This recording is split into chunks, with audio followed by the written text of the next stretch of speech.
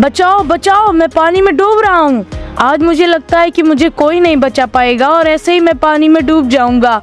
आज मुझे पापा की कही वो बात याद आ रही है जब पापा ने कहा था कि बेटा कभी मनमानी मत करना, नहीं तो तुम्हारी यही आदतें एक दिन तुम्हारी जान लेकर ही मानेंगी। आज पापा आपकी बहुत याद आ रही है, आज आइए मुझे बचा लीजिए पापा, फिर ऐसा नहीं करूँगा।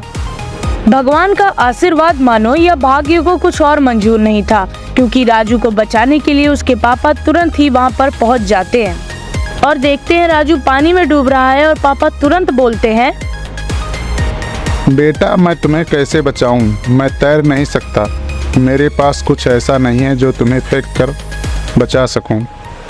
लेकिन तुम हिम्मत बनाए रखना, मैं पास के मार्केट से रस्सी खरीद कर ला रहा हूं। उस दिन तो राजू के पापा ने राजू को बचा लिया, लेकिन वो फिर भी नहीं सुधरा। उसकी आदतें बहुत खराब हो गई थीं।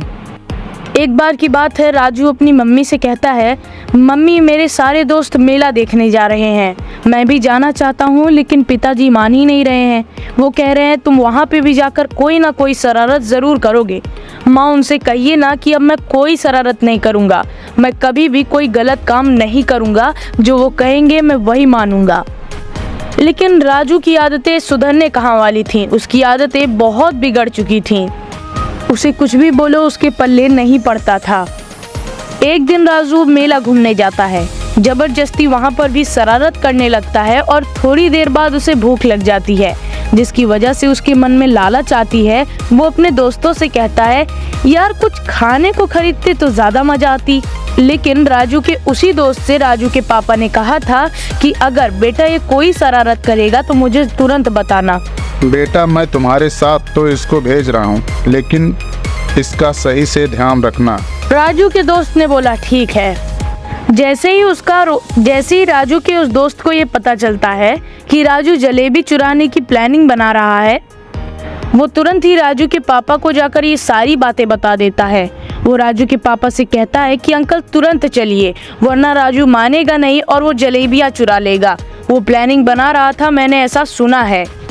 राजू के पापा जैसे ही ये बात सुनते उन्हें बहुत तेज गुस्सा आती है, इतना तेज कि वो तुरंत ही डंडा उठा लेते हैं और मेले के आगे जाकर पहुंच जाते हैं और बाहर से ही चिल्लाकर आवाज लगाते हैं, राजू बाहर निकलता है कि मैं अंदर आऊं?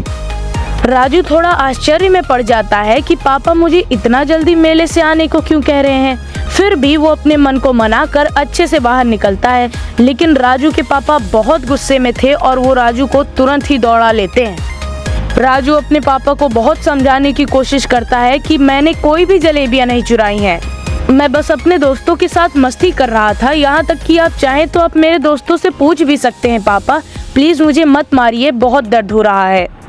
किसी तरह मार खाते हुए वो घर पहुंचता है और तुरंत ही माँ से कहता है, माँ बचा लीजिए, पापा मुझे मार रहे हैं। तुरंत ही उसकी माँ कहती हैं, रहने दीजिए राजू के पापा, अभी छोटा है, बड़ा हो जाएगा।